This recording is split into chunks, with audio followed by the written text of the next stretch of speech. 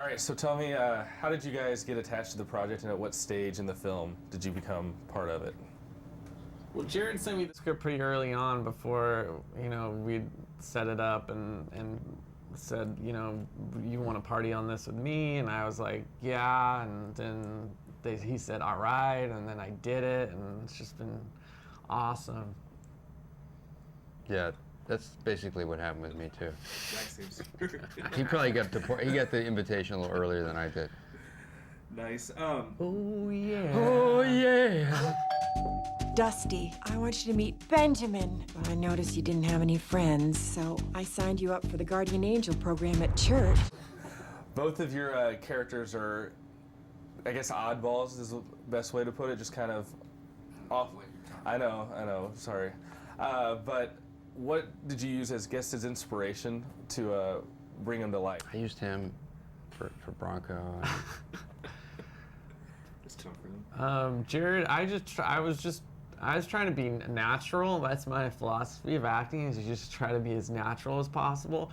But if I have a pretty expressive face in general, and Jared would be like, "Can you just lose the expression?" He kept trying to like just beat me down until I was just kind of like dead. And then he was like, "That's what I want. That's perfect." Play my cards right. Maybe someday I'll be your real guardian. The film's really two films in one. There's the obvious, and both of y'all are in different sides of the film. What was it like whenever it finally came together and y'all saw it for the first time, seeing what y'all weren't on set for? I was supposed to be there for the whole shoot because I'm the producer, but the elements on the set during the fantasy stuff were so lame because they had bugs. It was really hot. It smelled like eggs, and I was just like, I'll come back later, Jared. And I kind of just snuck away from the set, and I came back like 3 weeks later and was almost done. And then so I didn't really see all that.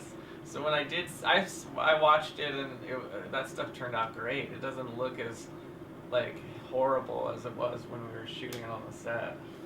I mean, it looked good, like it was fun. It's gonna be funny, but at the time you're just like, God, get me back to my hotel. Yeah, it was pretty difficult to shoot that stuff by the lake, the Salt Lake, and it was a little. There were a lot of bugs out there.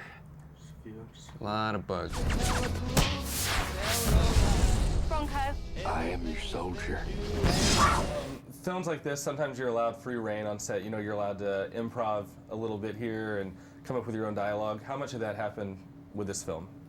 A little bit, not as much as you'd think, but a little bit, yeah. Okay. You both play characters that have amazing hair.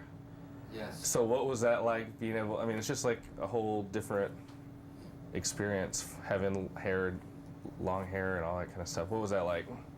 Cyclops there, Cyclops there, turrets. Oh my holy crap, surveillance does. I hate those. It was a pain in the butt. Yeah, I don't have a lot of experience with wigs, and I didn't realize how claustrophobic you can feel in a wig. And it's, I don't know, it's like